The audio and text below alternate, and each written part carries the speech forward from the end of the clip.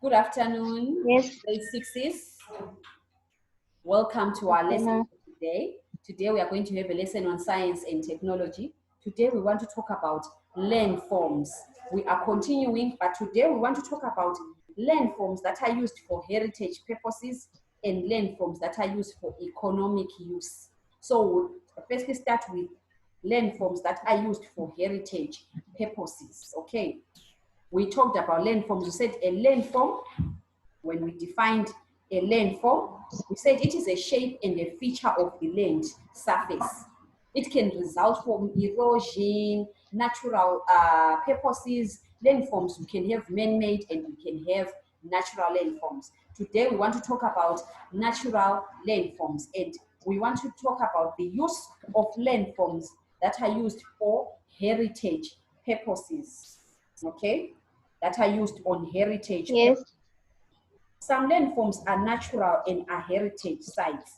Okay, we have some heritage sites. These include the balancing rocks in Epworth. Okay, we have some landforms that are used as heritage sites. They remind us about where we come from. Okay, there's a story behind them. We have the balancing rocks in Epworth called the Domboramoari. Okay, the balancing rocks in Epworth. These are the balancing rocks. Can you see them there? These are the balancing rocks. yes, These are big rocks that have got nothing that holds them together, but they are balancing. They have never fallen, no matter how much wind comes. These are landforms that we are talking about, okay? They are heritage sites. So we also have Great Zimbabwe in Masvingo. You know the Great Zimbabwe, Samantha, in Masvingo? yes, Yes, Great Zimbabwe in Masvingo. This is where the Zimbabwe name comes from, okay? It was formed by the Shona people, and we know that our name Zimbabwe comes from Great Zimbabwe, where it was named Zimbabwe, and then we got our name, our country's name, Zimbabwe. It is a heritage because from Zimbabwe, we know where we come from, okay? You are able to trace where does Zimbabwe come from, where does this where Zimbabwe come from, how did it come to be? So you look at Masvingo, and now you understand, oh, okay, this is how we got our Zimbabwe name. And we have Matopos in Bulawayo. Here in Bulawayo, we have the Matopos, a Matopo. Okay, in Matopos, there it's a big heritage because in Matopos, there we are told that there is the grave for Cecil John Rhodes. Okay, Cecil John Rhodes was the one who was well known under the colonization of Zimbabwe. We know that before Zimbabwe became Zimbabwe, it was called Rhodesia. It was under the white rule. The white rule under a name called Cecil John Rhodes. So if you go to Matopo, you learn about the heritage of Zimbabwe. They tell you that there's Cecil John Rhodes, the grave is there, you can go in there and you can get to understand, you get to hear about the stories about Cecil John Rhodes and everything that happened. That's why we have these landforms that are used for heritage purposes. We also have the Kami ruins. Kami ruins is here in Bulawayo. Okay, if you use the Kami Road, you know Kami Road. The Kami Road, if you follow the Kami Road, you end up at Kami Ruins. It passes through Pomula South there, you go to Kami Ruins. Kami Ruins are just like, they look a bit the same like the Great Zimbabwe, but on a smaller level. Okay, say that people from the Torah, they moved, they used to stay there, okay, before the white people moved them away. There's a lot of heritage that we get from there. With a lot of people, you think we go there, you hear about the stories about the people who used to stay there. That is what we call heritage, where we come from. Okay, so these are landforms that are used for heritage purposes. There are also some very old buildings in Harare and Kwekwe that have been preserved in our heritage sites now. Okay, if you look at Joshua Mkabo's home here in Blawayo, Emachamhlopi, we know that Joshua Mkabo and his wife, they both passed on, but the house still stands. Okay, it is a heritage site.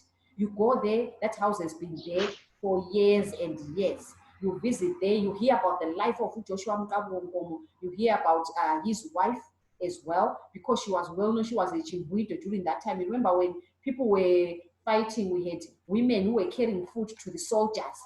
Oh, yes. So the his wife was also a hero. She's also laid in Heroes Acre because she was also a hero. If you go there, there are pictures there. You hear about the heritage, about Joshua Mkabo. He's a well-known man who's known to be Father Zimbabwe. Okay, we even have his statue, Lapane Joshua Mkabo, the main street. It is there. So these are the heritage sites that we are talking about. Welcome, Tyrone.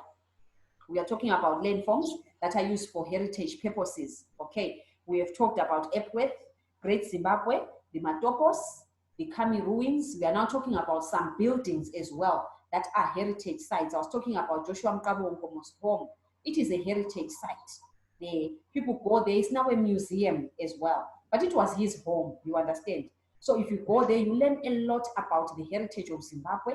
You learn a lot about what happened, about the history of Zimbabwe, of which it relates to us. History shows us where we come from and where we are going. Okay, so these are landforms that are used for heritage. So you can be asked to name any landforms that were used for heritage as heritage sites. We name the Epworth, Matopos, Kami ruins, Great Zimbabwe, even some buildings that we have that are also heritage sites. Now let's look at economic use of landforms. The economic use. When I talk about economic use, we are talking about things that bring in money, things that bring in wealth, things that have got to do with our wealth, Zimbabwean wealth. So we have some landforms that improve the wealth and the economy of Zimbabwe. I'm sure you have heard in the TVs, always talk about the economy of Zimbabwe, the economy of Zimbabwe. We're talking about monetary issues, things that have got to do with wealth. So we have some landforms that are related to economic uses. The first point is tourism. Tourism. We have some landforms that are used for tourism. Okay, so in Zimbabwe we have some landforms that we use for tourism.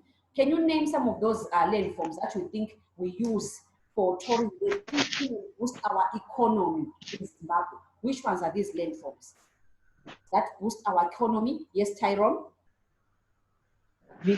Falls. The Victoria Falls, thank you. That is the biggest one. It brings in most of our foreign currency. The Victoria Falls, the Mosi Oya Tunya, it's one of the biggest one because it is also rated as one of the world's, what you call it, the wonders of the world. Okay, the Victoria Falls, and it is here in Zimbabwe. Okay, it is here in Zimbabwe. It brings in a lot of tourists. Now we are having our challenge time during our lockdown and COVID-19, but I'm sure if we pass through that phase, it will start running normally as it used to. People would go, we are now approaching December, Christmas time, a lot of tourists, they book a lot of places there in Victoria Falls. If you are looking for a hotel or a lodge, you can find that it will be already full because people will come from all over the world to see the Victoria Falls. Which other place do we use as a tourism in Zimbabwe other than Victoria Falls? Some of those places are also heritage sites and we use them as for tourism because if you go and see them, we have people who are working there. We have people who are benefiting from there. You pay when you go there. Yes, Samantha, another place that is a landform that is used for tourism. Sorry, Samantha? I cannot hear you. Can you hear her? Again, Samantha?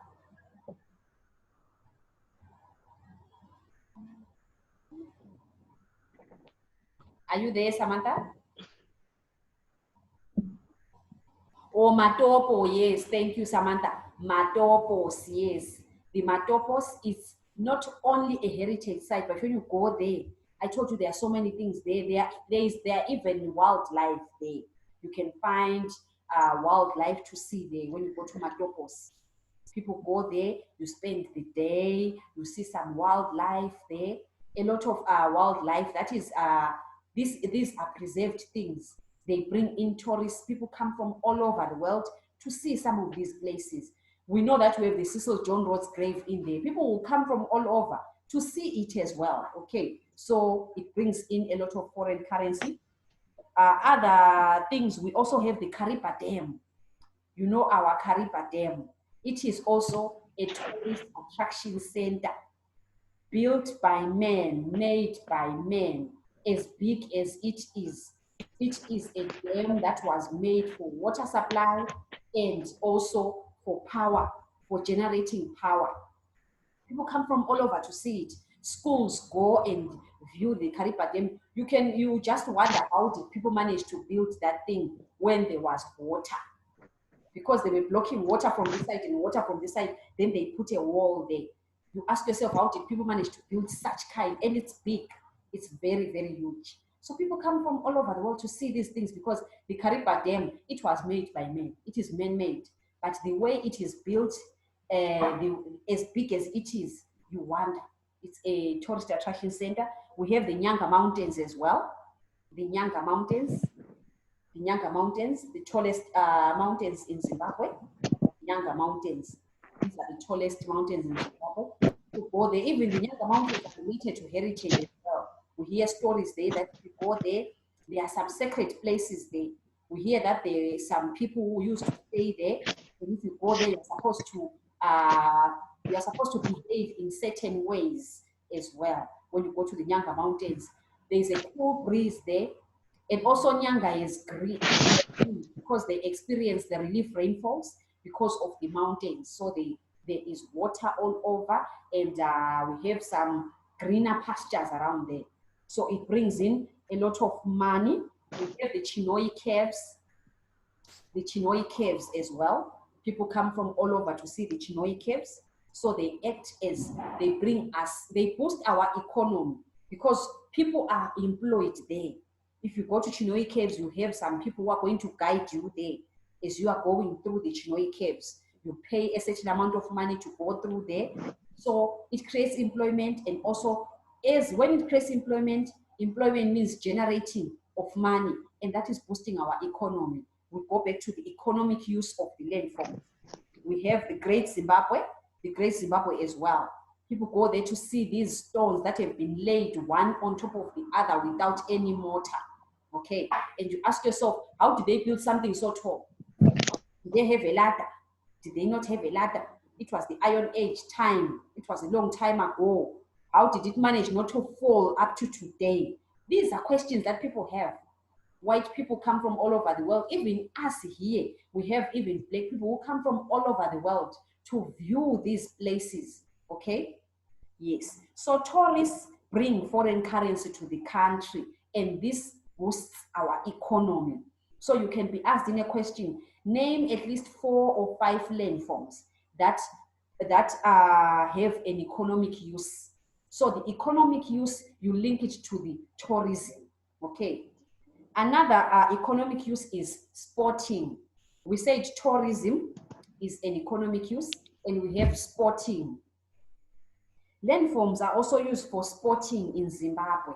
We have some landforms that we use for sports. And these sports, they also boost our economy. Okay, you can have other countries people from other countries coming in to do sports. You remember the 2010 World Cup? I don't know how old you were, but you remember it. The 2010 World Cup, which was in South Africa. Do you remember it, Samantha? Yes. Yes, I can hear even Tyrone remembers it. It was in South Africa, but a lot of people went there, okay? So you have some landforms that were made in South Africa. They built the calabashes there, okay? There was the calabash. I'm not so well versed with soccer, but I still remember the calabash. And it is still there. It is a field that is in the shape of a calabash. It is a landform already. That is a landform of sports. So people from other countries can come and play sports on that landform. And as people come in, they bring in their foreign currency, okay? And it boosts the economy.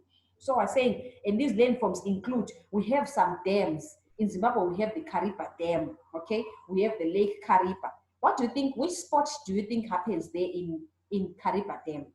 What do you think, which sports do you think can happen there around the Kariba Dam? A sporting activity. Swimming. Sorry? Swimming or... Swimming, yes, Tyrone. Swimming. We have some divers. I know there are people who do this bucket list. You know, people who have this, they say they want to dive. We have people who are diving from the Bechinaf Bridge all the way down into the Sabe River. That is a sporting activity. You pay to do this diving. Okay? Yes, people go and do the swimming. Swimming as well. We have some swimming activities that happen as well. Olympics are done there. So if maybe let's say Zimbabwe um, has provides a landform that can be used as a sporting activity, a country can say, okay, maybe let's say, what do you call these sporting? We have these sporting organizations like ZIFA, all those things like that.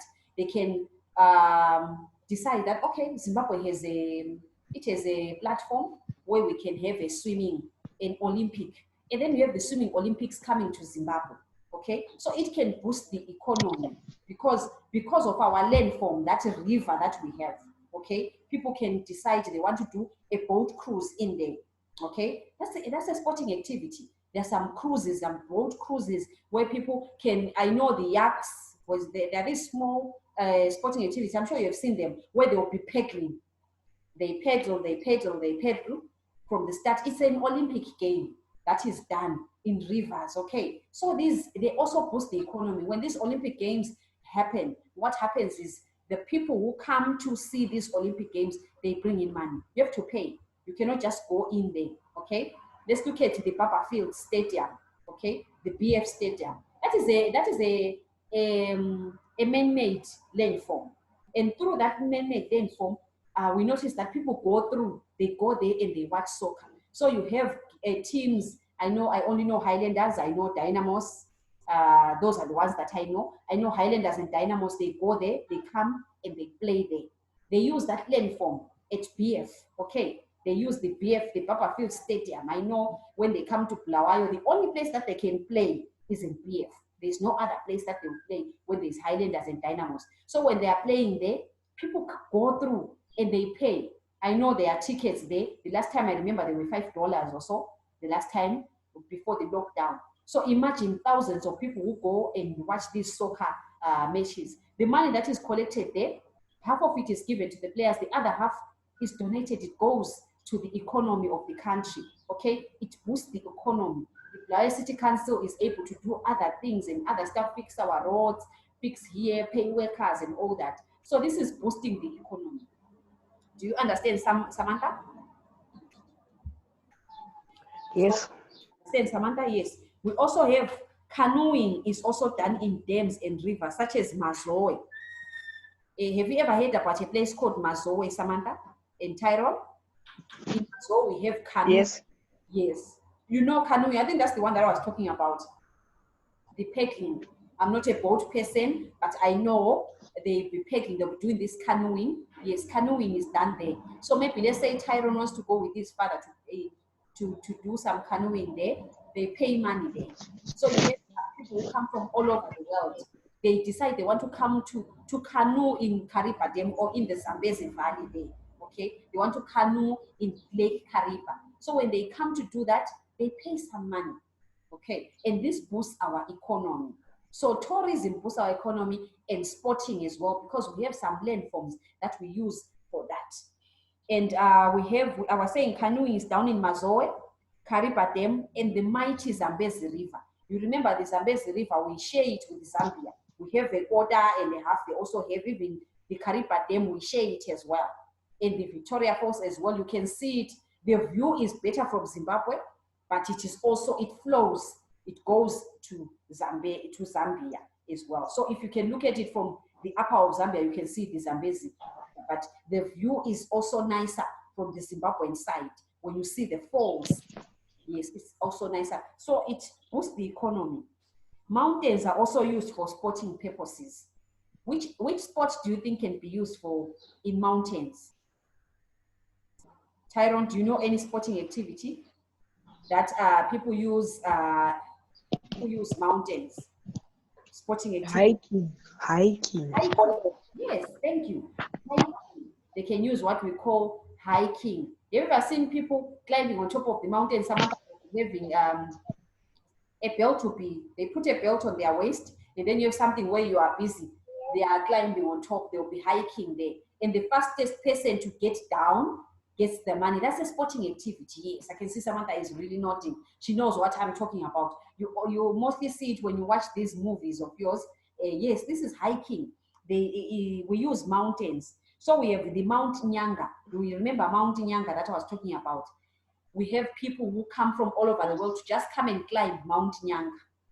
They hike there in Mount Nyanga. Okay? And we also have the Vumba Mountains in Zimbabwe. They are also used for hiking. These are the sporting activities that we use for the different landforms. So when you see these landforms, okay, don't just think they are just there. People have adapted them and they have managed to see some life from them. A lot of life that we can get, life of boosting our economy, life of boosting our sports and all that. Okay, so we also have fishing as well under economic landforms. We have some landforms that we use for fishing. Zambezi River is well known for fishing. If you have gone to Victoria Falls, when you go to Victoria Falls, where the water starts to fall, you see some Zambians on top there. They stand there where there are no crocodiles and they fish. They fish there in the Zambezi River there. So people will stay, if you usually go to Wange, Victoria Falls, you find that the fish is very cheap there. Because if you want to just go there, you are able to fish for yourself, you get fish for yourself, okay? So people in Victoria Falls, there, if you go to Vic Falls, there is a lot of fish and the fish is very cheap because fishing is done there. They might Zambezi River to fish and get a relish for themselves. And these fish, usually people make businesses out of fish. You ever seen some people who sell bream? They sell bream. I'm sure nowadays $5, one bream, just one, just to get $5 or $10 for just two. That's a lot of money.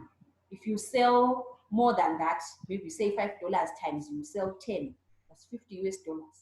People making money. They're making money and they're boosting the economy as well. So people go there to fish. Another landform which is known for fishing is the Mazoe Dam. So people fish in the Mazoe Dam and they fish in the Zambezi River as well. Okay. Another use of landform is hunting. Game parks are places where animals are kept and protected from poachers. So poachers are illegal hunters. Legal hunting is allowed in Wangi and Bonarejo. So you see Wange, in Wange National Park, there is legal hunting. They hunt there. So hunting is another use in economic use of landforms. You remember Wange National Park, where we have a lot of wild animals. We have the big five there. And we have another park called the Bonarejo. These are national parks where hunting takes place. So hunting is also another use we get from these landforms as well. Okay, so these are another use is employment. Landforms creates employment. I was talking to you about Wange National Park. I was telling you about the Victoria Falls. If you go to the Victoria Falls, there are people who work there, okay? They are working there. We have some guides.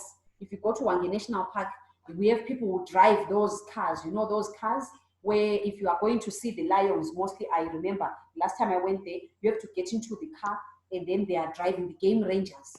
You cannot just go alone there, Samantha, to see the lions. They will eat you, Samantha.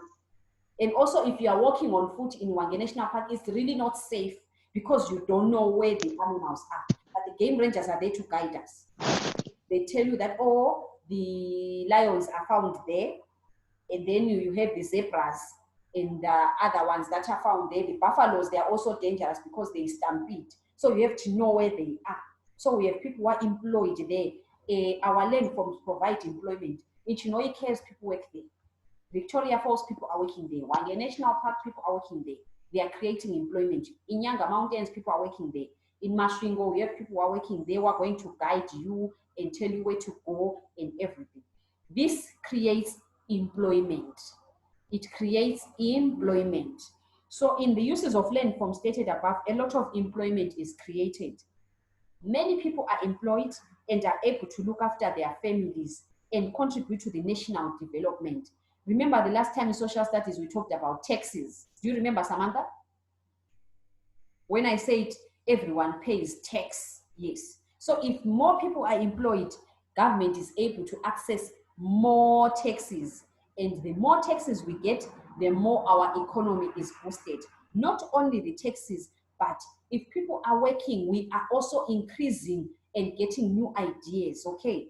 New ideas are coming, development is coming, okay? If Samantha is now employed, Samantha will say, you know, Mrs. Mlotshwa, I was thinking that, why don't we put something there? And then that is an idea that we've got from Samantha because Samantha is employed, right? And then someone else will say, okay, why don't we do this? Why don't we do this? These are ideas that we get from the people who are employed in these landforms, these places that have landforms, okay?